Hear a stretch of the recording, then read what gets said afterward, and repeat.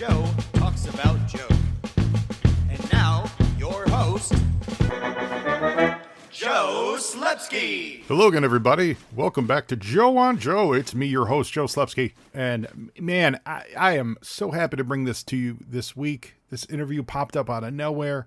It came from me attending the Robo Toy Fest up in Burbank, which was awesome. And there I met the man, the myth, the legend, the father of Cold Slither, Michael Charles Hill. We hit it off. What a nice guy. And real quick, I'm like, let's get you on the show because Michael, if you're hearing this on, this episode drops on the 19th of June. It's just days away from the start of JoeFest. Michael's going to be there. So I wanted to get his interview in your ears ASAP. When you head to JoeFest this week and say hi to Michael, tell him you heard the show, of course. Hey, but more importantly, show him the love, but more than that, the respect that he deserves. You're going to hear in this episode all the things that he's laid his creative thumbprint on, and it's wild that it's taken us this long to bring him back into the fold. We start this conversation with talking about kind of like his first JoeFest, which was the Iowa JoeFest that he went to very recently, and that was kind of him dipping his toes into the fandom, and we take it from there, and we kind of cover his whole career and get to know Michael and really dig into his stuff, and we save the best for last with some Cold Slither talk at the end. I really enjoyed it. It was really nice of Michael to join us. Very grateful to him. Hopefully we can have him on again at some point. Maybe do it up, but maybe we watch Cold Slither together. Who knows? I don't know. Listen, I'm just throwing that out there. That just came to me. Michael, if you hear this, that's no pressure at all. Not at all. Not at all any pressure for us to sit down together, watch Cold Slither together, and enjoy it. But no, it was great. It was really nice to have him on the show. So I'm very happy to present this to you guys today. If you love it, reach out on Facebook, Twitter, and Instagram and let me know at Joe and Joe Pod. Send me an email to joeandjoepod@gmail.com. If you're going to JoeFest this weekend, let me know how it goes. Chime off. Keep me included on the Twitters. I'm not going to be there, so I'll be there with you in spirit. Everyone enjoy themselves, be safe, be happy, and have a great time. I also want you to show some love to our sponsors, the Movies in a Meal podcast. They're out there doing the good movie work every week. This last weekend, man, we saw Inside Out 2. What a great movie. So smart, so just emotionally intelligent. That's what that movie is. It's really fun for literally the whole family, adults as well as kids. Adults, it just gives you insight into everything. And I am positive that the Movies in a Meal podcast are talking about that this week. They should. It was a big movie. It was a lot of fun. It was really great. So, I can officially announce that I will be guaranteed to be. I mean, I guess, Lord willing and the creek don't rise. I will be at Comic-Con, San Diego Comic-Con. Joe and Joe podcast will be there. Not just Joe Slepsky. The Joe and Joe podcast will be there. I am on a podcasting panel. It's similar to the one we did out in the convention a couple weeks ago. Why am I blanking on the name? Very similar to that, but we're going to be hosting a podcast about if you want to start a podcast. I don't have any details right now. They haven't released it, but it has been confirmed. We will be down there. I talked about it a couple weeks ago with our friends Christian and David and Jim, and I think that's all that's going to be. I'm not sure else who's going to be on the dais, but we're going to be talking about starting podcasts. And so if you're in San Diego and you're hearing this and you're a listener, please come say hello. Please, please, please. That day, definitely I'll be wearing my Joe and Joe t-shirt. I don't know otherwise, but I'll probably be wearing variations of G.I. Joe shirts most of the weekend. But please say hello, just because I would love to meet you. But also, if you're a listener and you like, because I know this show has launched some podcasts. So if you're a listener and you're like, I want to do my own G.I. Joe podcast, but I'm not really sure how to do it, come to that panel.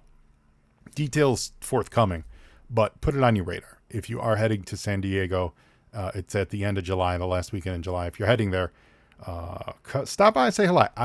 I would love to meet you guys. And spoiler alert, I'm going to be bringing some G.I. Joe board games with me because I'm going with my crew. Paul and Jeremiah are going to be there, and we're going to be there like Wednesday through Sunday. So we're going to be having a lot of G.I. Joe board games with us. We're going to be playing some board games. Maybe I'll bring it in. We'll find a game table at the gaming table. Maybe we'll play it inside the convention itself. How exciting would that be? So, so I appreciate you guys. I appreciate our sponsors. And man, do I appreciate Michael Charles Hill. You guys are going to love this conversation. So we're going to pick it up. Michael's talking about, his first toe dipped back into the convention circuit. So enjoy, and everyone have a great, safe, happy, and healthy JoeFest 2024. It was my first Joe convention event. And having only done one before that, which was Transformers in Toronto, it was smaller than what I was expecting, although I shouldn't have had any expectations whatsoever, having not done any of these things before. But it felt more like a high school reunion. Yeah. Convention, and what I imagine JoeFest is going to be like. I used to do San Diego Comic-Con, so I know what that's like. Sure. But yeah, we had talked, once I did the Transformer convention, I decided that I'd like to do more of these, and I started contacting some event organizers, introducing myself, letting them know I was available if they were interested. I had done that about 10 years earlier and never got a response from anybody. Yeah. Assumed that, the small contributions I made to both franchises had no impact whatsoever, and that nobody was really interested in having me there, that, all they wanted to see were the voiceover actors, who, of course, wouldn't have had a job if it wasn't for. So you said small contributions, and yet you say that, but you gave us Cold Slither, you gave us Starscream's Ghost, you also introduced us to the Coil. You worked on RoboCop, you worked on Cops. Michael, for your, in your words, small contribution, you left a really big footprint. Well, thank you. At the time, to me, they were just, they were just writing assignments, and always tried to, do a good job, but just deliver a script that was fun for me to write and would hopefully make for a fun episode. I hadn't, and this is true for, especially at Sunbow, for all of us who work there, we had no expectation that any of this stuff would have an afterlife. Yeah. Hear that a lot. Yeah. Because we had worked on other shows before, maybe they last a season, they canceled, and some new shiny thing would come along, and that's what people would be interested in. Well, we're gonna circle back and get to Cold Slither. That's gonna be the meat of this conversation, because that's your moneymaker. But let's start where you began. It looked like you went to a UFC film school, or I'm sorry, USC film school. Is that correct? A number of classes there, plus UCLA film school. Then there was this great little, I'm probably being a little too harsh when I describe it as a fly-by-night film school, right in Hollywood, on Hollywood Boulevard, and it was called Sherwood Oaks Experimental College. Okay. Some of my best memories of film school are associated with that place. The guy who ran it, his name was Gary Shutset, and his brother was Ronald Shutset, one of the original co-writers of Alien. And so we thought. And Gary managed to get great guests to come in every week or to teach classes. So, screenwriting class with Paul Schrader and John Milius, and directing classes with classes with Paul Schrader and John Milius. And unbeknownst to me, in that John Milius class, and we didn't meet at the time, Flint Dille.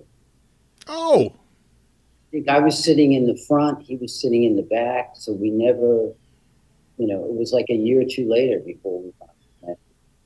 oh, that's wild. And what was your first professional writing job? That would be Dragon Slayer. Love it. And and this ties into Flint. Flint's family owned the rights to Buck Rogers. But Flint and his agent were peddling Buck Rogers around to the different animation studios. And they all passed on it, including Ruby Spears. But they liked Flint, and they hired Flint to write for Mr. T. And Flint and I had a writers group that used to meet every Monday night.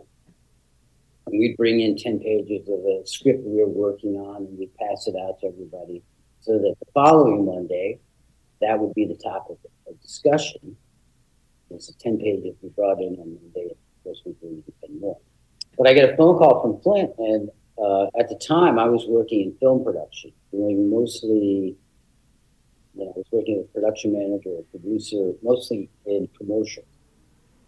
And Flint called me up and said, "Hey, how'd you like to get paid for writing?" I said, "Sure." And so he introduced me to the story editor of Dragon Slayer. And it lasted one season. We did 13 episodes, but I wrote 4 of the 13. And decided that I liked not getting up at 4:30 in the morning and have to be on location or on soundstage at 6. And Sounds cushy. Was Don Bluth involved in the production of the show? Because he did the work on the video game. As far as I know, had no involvement on the show. But obviously, the show was modeled after Yeah. the video game, because every act break would be for the audience to choose which direction the story would pivot on. How would I remember that from as a kid? How did they? Was it just then? Obviously, they would just say, "Oh, you chose this way," but they would give you the illusion of choice. Is that what it was? Yeah. For listeners, if you're not familiar with Dragon's Lair, there was also that one in a game called Space Ace that were one of the, because it was really like live, beautiful Don Bluth animation video games. So yeah, I remember that as a cartoon. Fabulous. And I saw that you worked on. You have a credit for the Bozo Show. Yeah, that's a wild story. Please tell it, because is this Bozo out of Chicago? It is. Oh man, I was a Chicago kid, and All right. I got a lot of Bozo history. So please relay your story. So, as a producer at Sunbow, in addition to the shows that we were assigned, we would also get thrown a lot of projects at us that just sort of came under our job title. Extra writing assignments that we didn't get paid for. We got paid for writing separately for writing scripts for the shows, but everything else was like, well, that's your job. So, Claster was the distributor of I think all the shows we were doing at Sunday. They also were a distributor of the Bozo Show.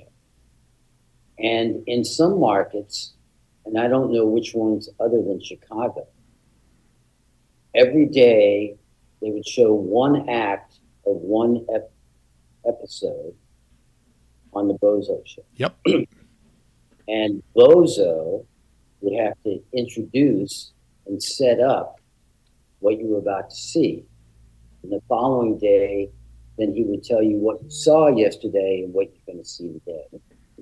And I had to write Bozo's dialogue. Amazing. So, excuse me? That's amazing. Yeah. So, at the time, Flint and I and all of our colleagues,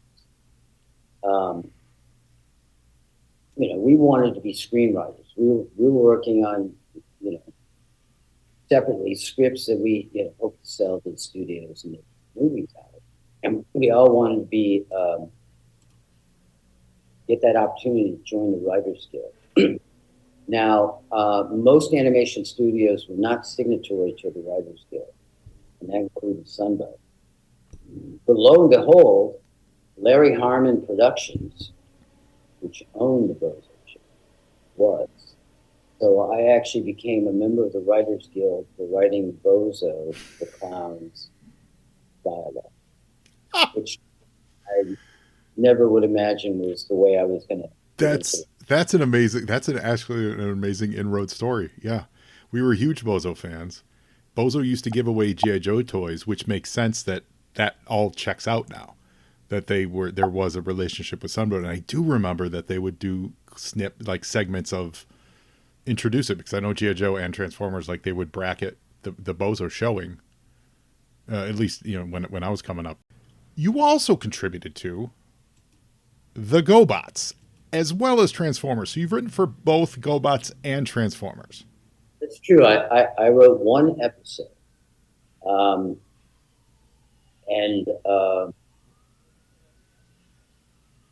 it wasn't really the kind of experience I was hoping for. Yeah. Jeff Siegel and Kelly Ward were the story editors, and they rewrote my script enough to change the title to the point where I didn't quite recognize it. But I will, in their defense, I was still new to the animation game.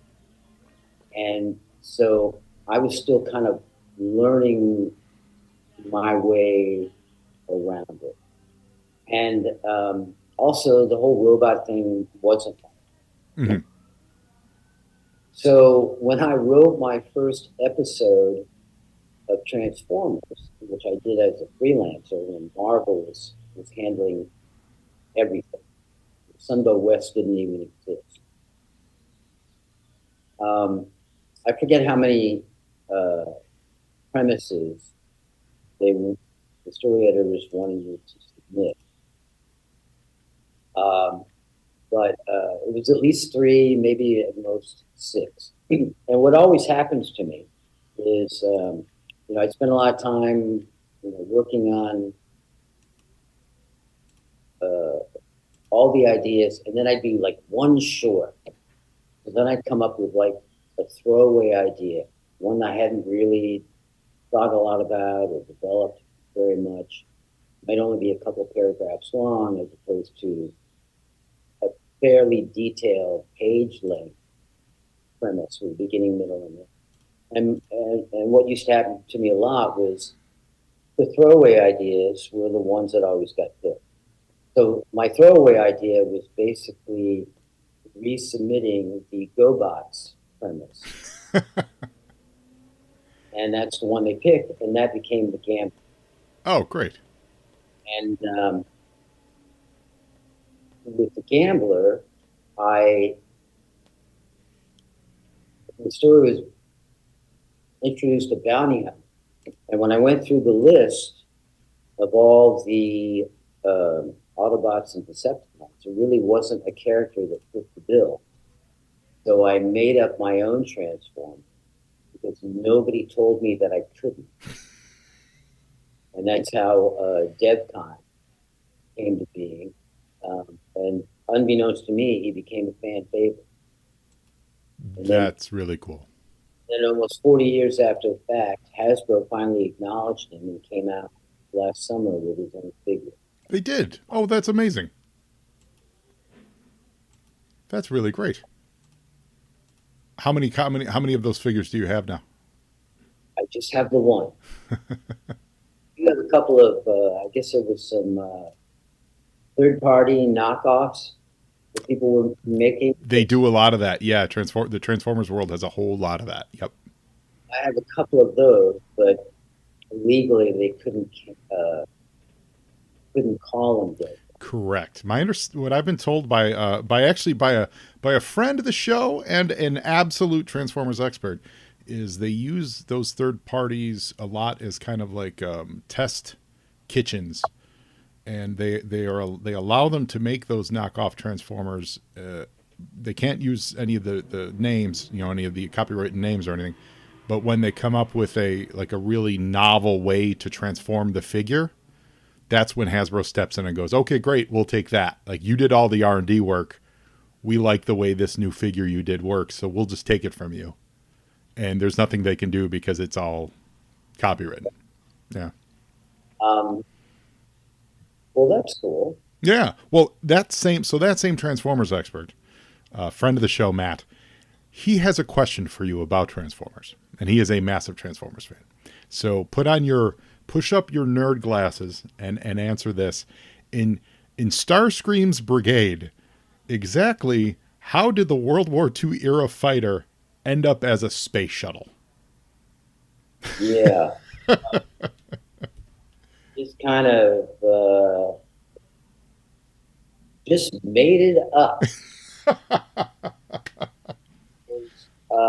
And this ties back into John Miller's. They sent me every, how many months it was, Hasbro would always send me a list of new figures they were going to be introducing. And I know the dates that they would hit the shelves. So they wanted me to start introducing these characters into the episodes so that they would coincide with the release of the figure. So when I got the combiners, and I looked at them, and I thought, well, the Combaticons were the most interesting to me, especially Brute. So I snagged that for myself. And all I had to work off of were model sheets and names. They'd already given them that. So I decided that I was going to, because I don't know that we had done this before, but I wanted to create an origin story for them.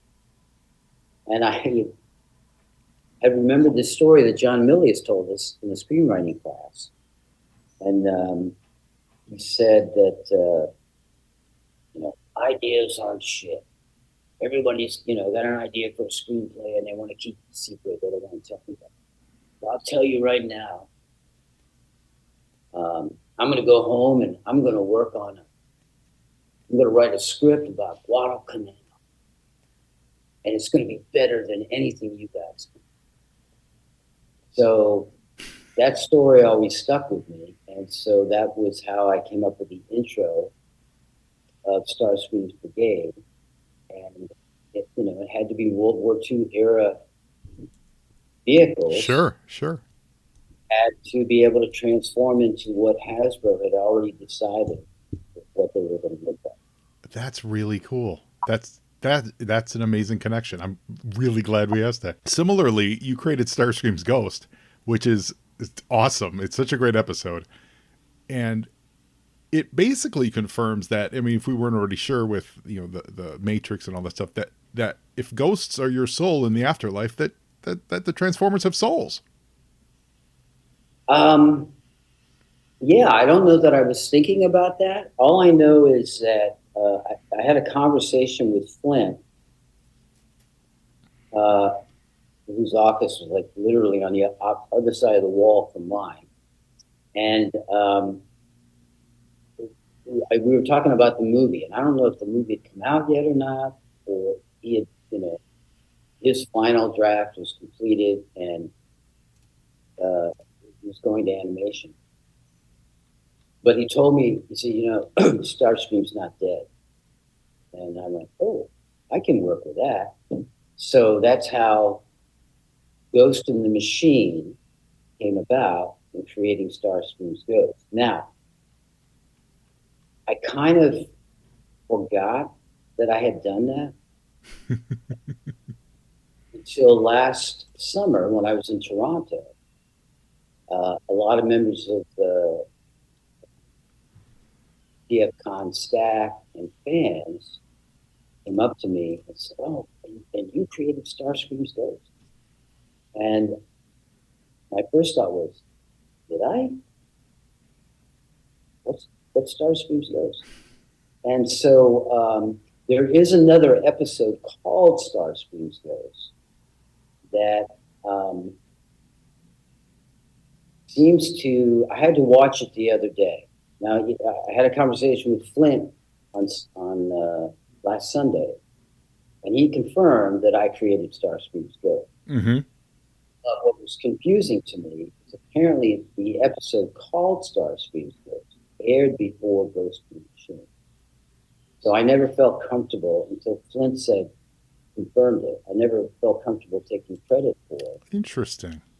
Um, so, but I watched both episodes the other day, and the Starscream's Ghost episode doesn't seem to bear any relationship to Ghost in the Machine. It doesn't feel like it's a prequel. It doesn't feel like it's a sequel. Mm-hmm. So the only thing I can think of is I know I wrote Ghost in the Machine before Starscream's Ghost was written.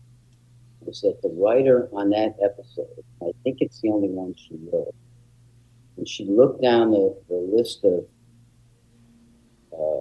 shows that were in production, and she read about Ghost in the Machine.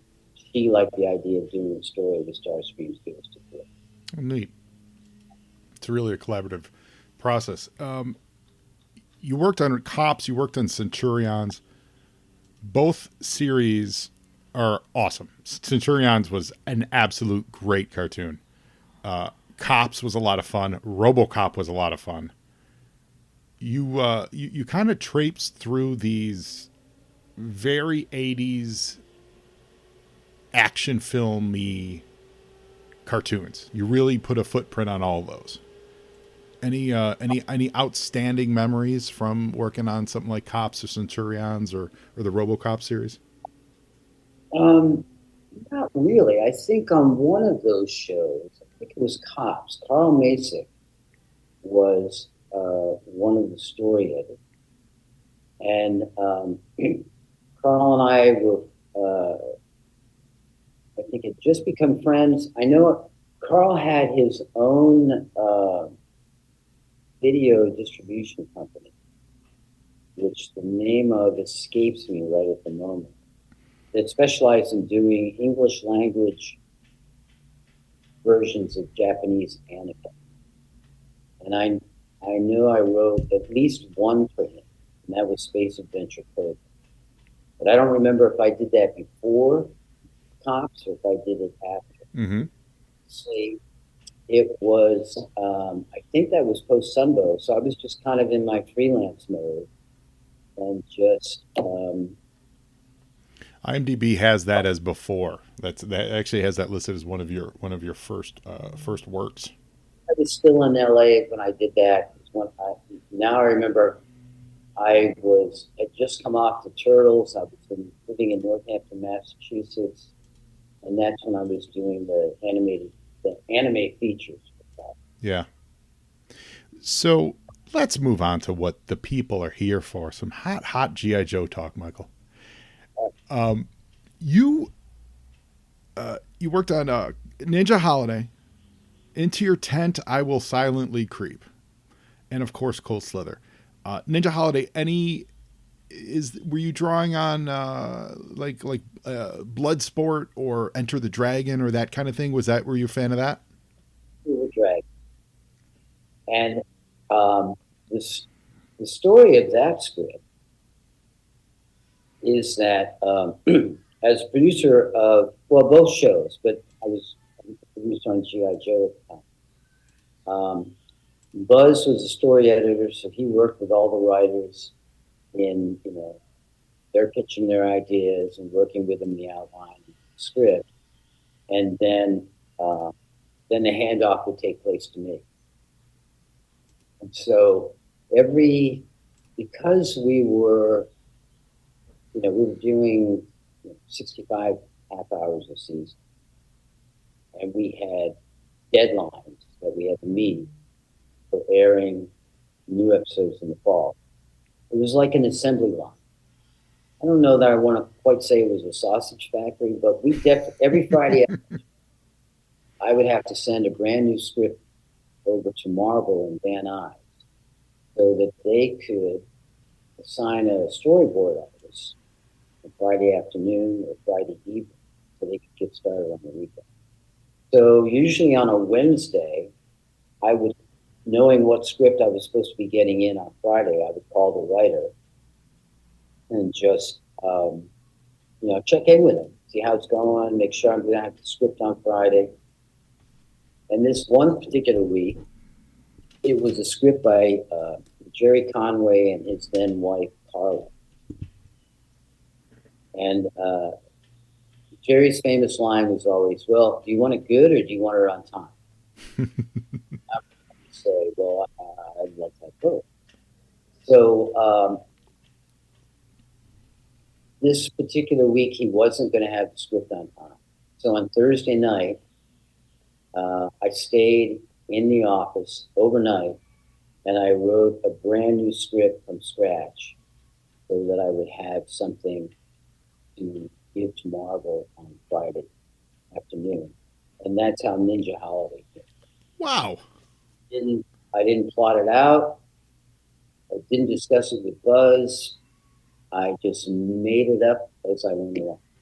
That's crazy, and especially with all the you always assume there's such consideration and all the careful planning when it comes to animation. Did when you did that, did you just decide what characters you use? Because notably, you used Sergeant Slaughter. He didn't have a ton of episodes with him, but he was a great fit for that. And you had like Sci-Fi, and I think Dial Tone was in that one. Was there any caveat as to what characters to use, or was it just you picked and chose? Just pick and chose, yeah. Because Hasbro didn't really get that involved in specific episodes. Okay. At some point, they obviously got copies of the script after the fact, because the Starscream's Brigade, I get a fax telling me that Hasbro wants me to change. The original title was called 30 Seconds Over Megatron. And Hasbro didn't like that. They wanted to change the title because it sounded too much like a war movie. And my immediate response to Carol Weitzman, who's the VP in New York, was, have they seen the show? So I could not change their minds. So I just picked another war film title, twist on it, and so it became Starscream Brigade. Well, Ninja Holiday's a classic, but before we finally wrap with talking about Cold Slither and get onto that topic, Into Your Tent I Will Silently Creep is a great fun episode, cross country, trying to find his radio. But you introduced the Coil. Yes. What was the plan behind that? Was there a plan? Was that purposely setting up for a season 3? Was that setting up to try to tie into what they thought the movie was going to be at the time? What can you tell us about the Coil? And Buzz and I just did a podcast about this a couple of days ago. The thing of it is, until recently, I kind of forgot all about the Coil. Although, over the last 10 years, when I'd stumble across, something about G.I. Joe, and I would see people making references to the Coil, and I kept thinking, well, that sounds really good. Invention called the Coil or CoilCon or something. And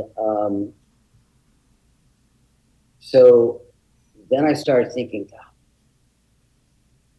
I think I might have created that. I had a memory of writing a scene of these characters in like some, ancient ruins of a castle in hooded cloaks and candles and like this secret ceremony.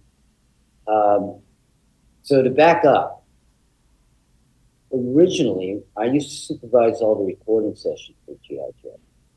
And Wally Burr's studio was on the second floor in this building, and at the top of the stairs was this waiting room, which was also kind of the green room. And that's where all the actors would hang out. It was really small.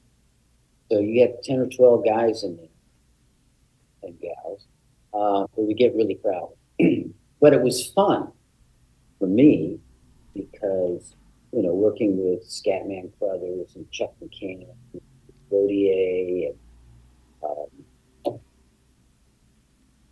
Legends, absolute legends. Yeah. people that I grew up with watching in movies and TV shows, and then thinking like, oh, I'm sitting 3 feet away from it, and they all had great stories to tell, and I would just listen. So I always felt kind of bad for Keone Young because he would, Storm Shadow didn't always have a lot of dialogue in the episode he would show up in. So one day I said to Keone, I said, I'm going to write an episode just for you, Storm Shadow.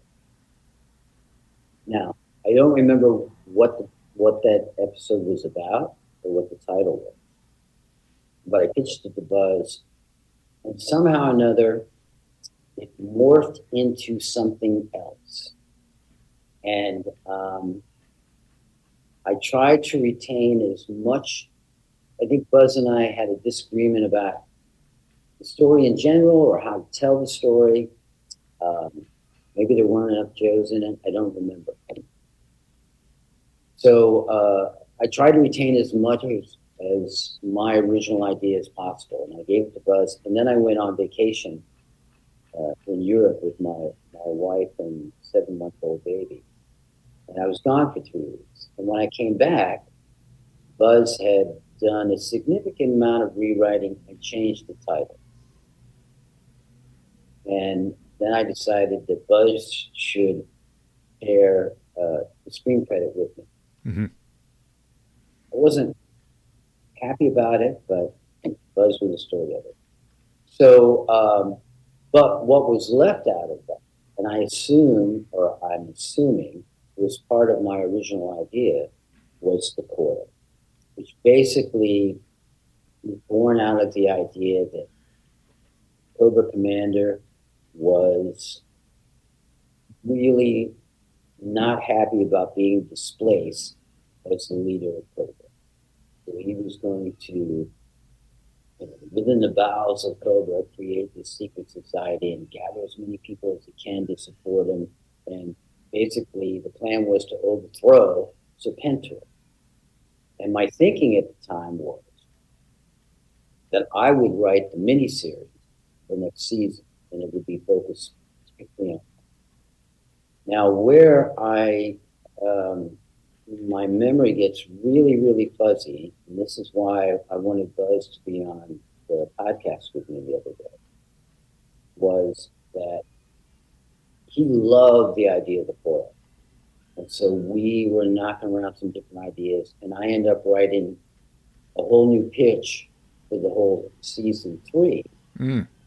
It was very detailed, but somehow or another it morphed into a crime syndicate led by Comax and Zane, which I have no memory of. Now, I'm 99% sure I saved hard copies of everything that I wrote at Sunbow, and they are in a box in the storage unit in Vermont, which is where I grew up and where I moved to after I was done working with the Turtles because it was so close. And when I came back to LA, I just packed up my house and put everything in storage. And I haven't been there since. So one day I hope to find all the original material that I wrote that we pitched to Hasbro, and then Hasbro decided, maybe we don't really want to do a third season after that. So that was the end of the Coil, and I had no idea that other people were inspired by it. Yep. Did their own version of it. Well, we need that season 3 outline. We need to get a fan-made Kickstarter project going and do a mini series that kind of wraps all that up. That would be amazing. So let's get you up to Vermont. I'll drive, Michael. We'll do it. So speaking of inspiration, To set the scene, I don't know, this was probably 6 years ago. I was knocking around some ideas for my thing, for my little podcast here, and I had some thoughts about things I wanted to do and some kind of fun projects and how could I do something a little different. And the idea jumped in my head of, man, one of my absolute favorite all time episodes is Cold Slither. It's so much fun. I loved it when I was a kid. I loved it when I found it again in my mid-20s when G.I. Joe was on reruns, and I got the DVDs. And I absolutely fell in love with it again when I was doing this show and we covered it and reviewed it. Absolutely loved it. It's such a fun concept. It absolutely encapsulates what was going on in music at the time, and has so much fun with the characters. Uses the characters that exist to tell the story without with using their characteristics. Like the stuff that they would be up to absolutely tell that really, really wonderful mind control story. So that then inspired me here to do the Cold Slither Behind the Rock, which doesn't exist without your wonderful work. So Cold Slither, the episode, thank you for your inspiration, sir. What was your inspiration to do Cold Slither? Well, first I want to say Cold Slither Behind the Rock is brilliant.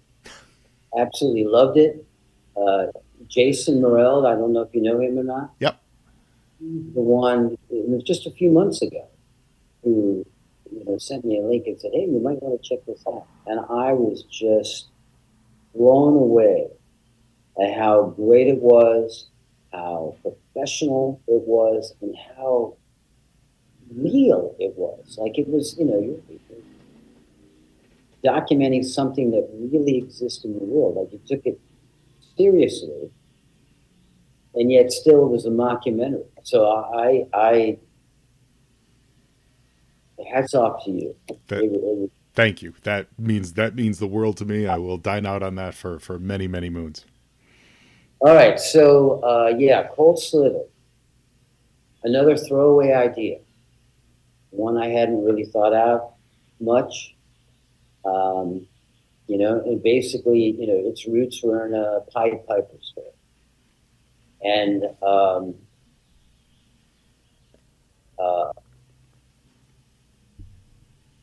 I knew it was just going to be kind of outrageous and kind of over the top, silly. And the truth of the matter is, I was not a fan, I've never been a fan of heavy metal music. So I was fun.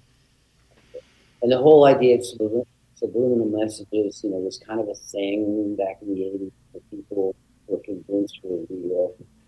So I just, it's just a nutty episode, and I kind of went with it. And I really didn't think that anybody would like it.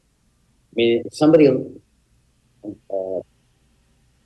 I think Steve Gerber was the story editor in the first season, and Steve and I didn't know each other beforehand. And so he was working with a lot of his friends from the comic book world that he would bring in. And Steve was kind of overwhelmed with all the scripts he was working. And I think he finally told Flint, all right, we'll let Michael write one, but you have to be the story. And so that's how I got to writing the first G.I. Joe script. And I guess Flint liked it enough, the nuttiness of it, that it seems like something that Steve Gerber would like. Knowing him only as a fan, and knowing his sensibilities, Howard the Duck, and all that stuff, it seems like Cold Slither 100% would be up his alley. So I write the script, and then when we get to the scenes where there's supposed to be a song, I just wrote in drop song here or something like that. Because at the time we were doing Gem, and I knew they had a couple of songwriters that they had hired to write all the music for it. So, later, even when I wrote my one and only Gem script, I would do the same thing. I would just put the placement of where the song was supposed to go, and I didn't have to think about it. So one day, I think like once a month, Tom Griffin and Joe Bacall, guys who own Sunday, would fly out to LA and they drop by the office and say hello. Joe comes into my office and he says, a great script. Where's the song? I said, what do you mean by it? He said, well, it was your idea. Have this song. I expect you to write it for me. I said, I'm not going to pay someone else to write for it. It's your idea. So this was like a Friday afternoon. So it was like, oh, crap. So I went home over the weekend and just started writing down ideas and running them by my wife, who was a songwriter herself at the time, but she wrote English lyrics for Brazilian songs. Okay. She worked with Sergio Mendes, a lot of stuff you can do. So she liked what I was doing, and then we had a piano in our apartment, and I said, well, this is kind of music I'm kind of hearing, maybe you can just do kind of like we'll do a little demo tape. And so I turned it in. Joe was happy. He says, but, we've already got Rob Walsh. We'll get Rob Walsh to write. So, but my intention was to write a bad heavy metal song, because in my opinion, they were all bad. Mm. And I didn't know until years later that I had completely failed at that. Because I now know that a lot of fans of the show and a lot of fans of the song, it's a big deal to them. It's a catchy tune. I mentioned this to you when we met at the convention last week. That song, my guys who recorded it in Chicago, I don't believe they're together as a group anymore, but Matt Teese, big, huge shout out to Matt, who organized all that.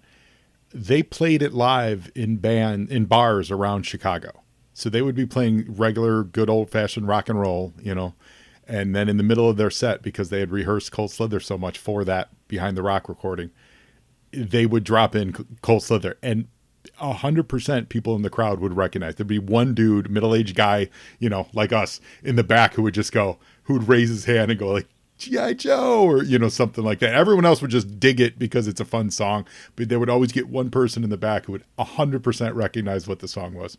So you did well with that, sir. Yeah, and I did notice via Bandcamp that a lot of these garage bands would doing covers. I've seen videos where they've done full cosplay as the Dreadnoks performing it, and it's fabulous. Absolutely, it's really, really great. And so, back to Assembly Required last year, one of Brian's friends, I'll give him a shout out. His name is Chad Baker. He works he's a copywriter at an advertising agency in Des Moines, big G.I. Joe fan. And so he wrote some extra verses, brilliant lyrics, that I would have thought I'd written. Sure. They're the connective tissue with what I wrote. And they recorded that version so that on the Friday night, the opening night, they could hand out demo CDs. This kind of blew me away and was a very surreal experience. That's really neat. I've seen some custom action figures, but I don't believe no one's done full on, you can buy it at mass market action figures, correct? They haven't done that yet. Not yet. But I don't know how reliable it is, but over the weekend, and maybe last March at TFCon, some people who I sense might be in the know have suggested that something is going to be coming down the pipe. Yeah, it has to happen because it's. I mean, it's just absolutely the fact. I've seen a lot of the branding and a lot of the actual, the Hasbros of the world and the Super Sevens of the world. They've mentioned it in passing. It's 100% on their radars. I think we'll be getting something very cool very soon. I think that's really great. It is such it's just such a fun episode, and you were doing it in real time. So if you didn't like heavy metal, or well, actually, it's more hair metal really than heavy metal, although It's the thing that used to, part of the inspiration is, when I first got to Hollywood, you could drive up the strip, you had the Whiskey A Go Go. And so all the bands that I grew up with in the 60s who had played all these places, those places were being replaced with these, big hair, makeup wearing, rock and rollers who, they knew 3/4, good for them. Just the kind of music I just didn't care for that. So I was really, really, really just trying to poke fun at that. well, I think you certainly did, because at the end, the GI Joe team, previously heretofore unknown to be musical performers, take the stage and rock the house. So That was like a last minute throwaway idea that just I hadn't planned out. And of course, I was just playing off average white band, and that's average Joe band, and I needed a way to get out of the episode, and that seemed like a good idea. I think it's a perfect out. I really think it's a perfect out, and it's just there's a lot of layers to that. There's a lot of beats to that show. There's just beats. There's fun beats. The director's fun. Shooting the music video is fun. And I had worked on a lot of music videos. Oh, you did. In what capacity? Usually, like a production manager or a producer. I would say mostly commercials, but I did short films, music videos, industrials. And the whole idea that the director was wearing a safari jacket, that seemed to be required attire in the late 70s of all these directors that I had worked with. Mm-hmm. They drew that from my experience.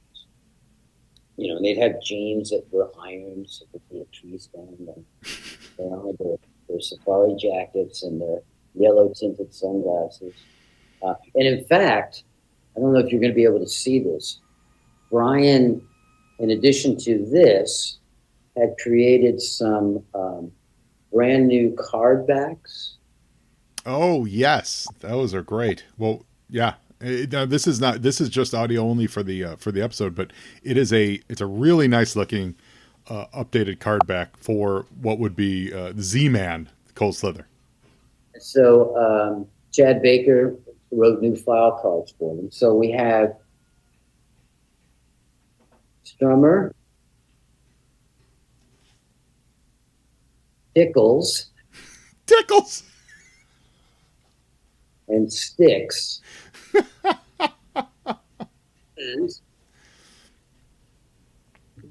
They look awesome. Oh, and the legend, the director. Then what he also did, unbeknownst to me, then he did one for Captain Claymore. That's great. So that's what we're going to segue into now too, is Claymore. He recreated the file card that I created for Claymore, which up until recently most people thought Larry Hama had written.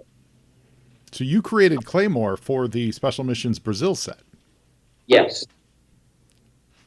And that was another one of those things. I get a fax from Hasbro, and they tell me that they're doing a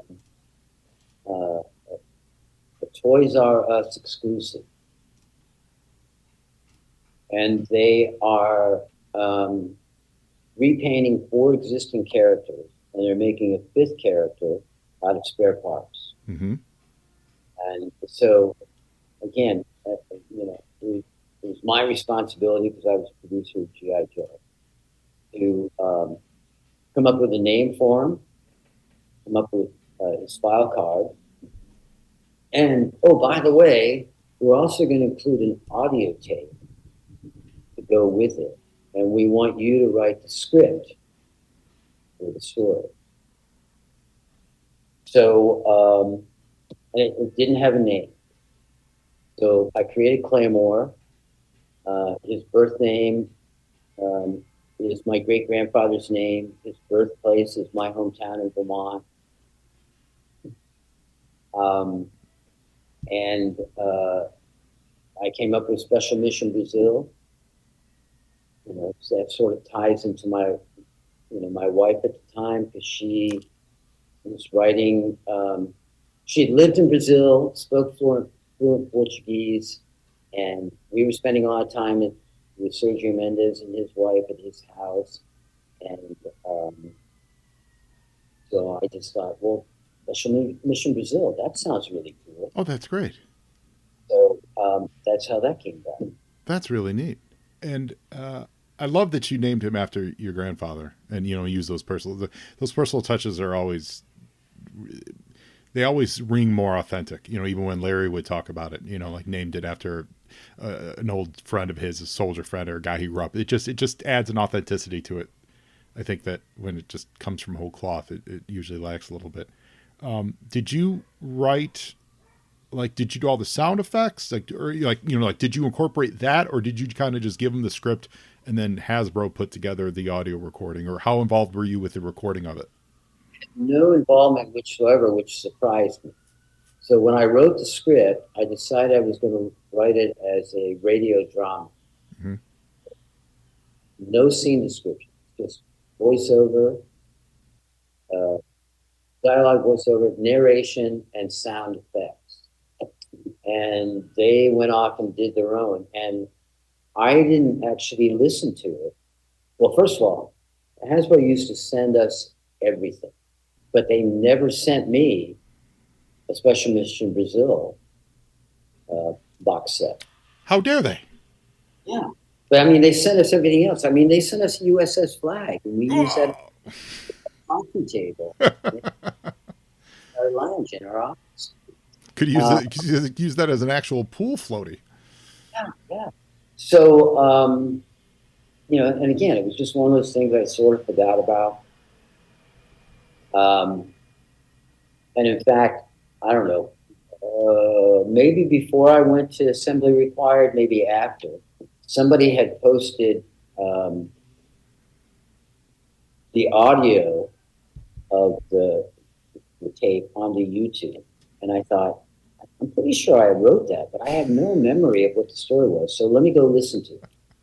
So I started listening to it, and my first response is, oh my God, this is horrible. They didn't use the real actors. The direction sucks. But then when I started listening to lines of dialogue, I went, oh yeah, I wrote that. But there'd be a line in there that would be a line that I would cannibalize oftentimes in other scripts. Mm-hmm.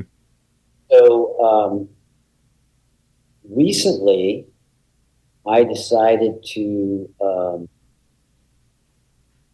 rewrite that script as an animation script. Oh, cool. And the only thing I had to work off of was listen to the audio tape, because I didn't have my original hard copy of the script. So I just transcribed everything, but wrote it, as I say, as an animation script with detailed scene descriptions and, characters, in animation scripts, you have to write everything that happens on the screen. So if you've got somebody running towards camera or away from camera, or entering from off screen, you have to write all that stuff in. Mm-hmm. So I rewrote it as an animation screen and fleshed it out a little bit more, still keeping within the parameters of the story itself. But I had a great time doing that. And I actually had copies of those available last Sunday. But so it's called Special Mission Brazil Redux, as a homage to Coppola and Apocalypse Now Redux. It's that Milius connection.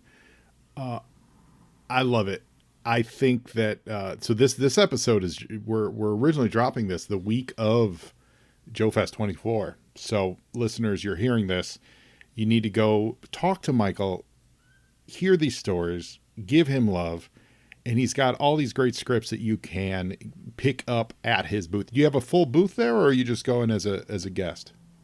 I think I'm being sponsored by another guy, but we have two separate tables. Okay. So you'll have all that promo stuff, the file cards and stuff that people can purchase from you, right? Unfortunately, I've been lucky enough since I've been here to access four of the six Transformer scripts I wrote. I'll have those plus the voiceover dialogue scripts. Oh, cool! When they came into the studio, I have not been able to find a copy of Cold Slither. So the only actual G.I. Joe script I have would be the new version of Special Mission Reserve that I did. Well, it's all worthwhile. So go pick up this really cool stuff. Make sure Michael knows that we are so happy that you've stepped back into the G.I. Joe ring and are now making appearances. Because, I mean, this last hour we've talked about absolute literal milestones for both G.I. Joe and Transformers, frankly. You've really left a big footprint on a lot of these programs. I think more than you probably realize. It sounds like. Oh yeah, like I say, for years it was just something I had done once upon a time. Yeah. I was an editor at DC Comics. I was a creative director at Mirage Studios. So many Teenage Mutant Ninja Turtles. What books did you edit at DC? At DC, they hired me to be the editor of the collected edition, and I did a couple of the hardcover archive books. Oh, which ones? First, detective book and I got Senator Leahy. He was a senator of my home state. I got him to write the introduction for me, and I think the first book I worked on, I did a bunch of Sandmans and Robo and Animal Man and ton of stuff. But the first book I think I worked on, which I didn't take any credit for because it was started by somebody else, was Watchmen. Oh, cool. So I was working for Dick Giordano and then Joe Orlando, who was on the next floor. Both legends. Stole me from Dick to become his senior editor in his department, which was special projects. Mm-hmm. Bunch of different things. Joe was offering a lot more money than Dick was paying. And but part of my responsibilities as a senior editor in special projects was I was also the editor of the Looney Tunes magazine and the Tiny Toons magazine. Neat. And edited Batman joke books and just a wide variety of stuff that he did in special projects. I could dig into all that stuff for another hour. This has been awesome, Michael. You're really great. I really appreciate you giving our listeners your time and your expertise and your knowledge. It's for me. It's it is mind blowing. 40 years later, it's like I've been not even rediscovered, just sort of discovered. And, just for all those years in between, I just assumed that anything I did with those franchises, I was happy that they had an afterlife, but I just assumed that, like I said, my small contribution had no impact whatsoever. Well, I'm happy that you were wrong. Let's put it that way. I'm happy to tell you were very wrong, my friend. So, listeners, go meet Michael at JoeFest. If you're hearing this after JoeFest, just follow him. Are you on? Are you active on any of the socials? Yeah, I'm on Facebook as Michael Charles Hill and on Instagram as Cold Slither 01. Okay, well, find him, follow him, and send him some TLC. And we'll probably follow up this episode with a rerun of Cold Slither Behind the Rock, just in case people haven't heard that yet. And this has been a real pleasure, a real highlight for me. Even if you have heard it, listen to it again. You heard it out of the man's mouth. Well, now you know more about Cold Slither, more about Michael Charles Hill, and Joeing is half the battle. Speaking of that, I wrote the Joe PSAs as well. Did you really? Like all of them? Or most? You know, I thought I wrote all of them, but Tim Finn, who I respect as a G.I. Joe historian, says that somebody who I didn't know at Hasbro claims that he wrote the first 4. Okay. So I take him at his word. So you don't think you're not saying you didn't come up with the phrase "now you know" and knowing is half the battle? No, I thought I did because I thought I wrote all those, and I convinced myself because at the time NBC had a nationwide "the more you know." So I thought I had just kind of liberated that idea. And knowing, now we know. And knowing is half the battle is just, that's an old phrase that's been around for decades. So I thought I was the one who came up with that. But according to Tim Finn, this other guy claims he's the one. So I'm not going to dispute it. Well, you know what? I appreciate that integrity. But I say we get you guys in a Thunderdome and figure it out. Yeah. So it wasn't until probably the mid 2000s that a friend of mine's 12-year-old son had told me that the PSAs had become a thing. Oh yeah. What fans were doing with them and posting them on YouTube. Yep. And I also believe. Somebody asked me if I was offended, and I thought, not at all. This is. We did a fun one for our when we did the G.I. Joe movie. I had an audio. The real story is I had an audio drop very early on, and I needed to cover it in the audio because we did a live recording with a bunch of people. And so instead of kind of doing one of those, hey listeners, we screwed up, we said had fun, and we brought in Bill Ratner to record Flint, and we did a PSA with just Bill Ratner, kind of creeping out the joke was that he was in our living room and he was creeping out my wife. She was like, Bill, why are you in my living room? But he was playing Flint, and it was a lot of fun. So that's also inspiration from you. Everything you do inspires me. Thank you. All right. Well, Michael, now you Joe, and Joeing is half the battle.